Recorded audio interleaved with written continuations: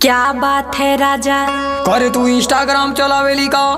हाँ हो मोरे राजा, बड़ा आवेला मजा। कमीनी, तू ये सब छोड़ दे।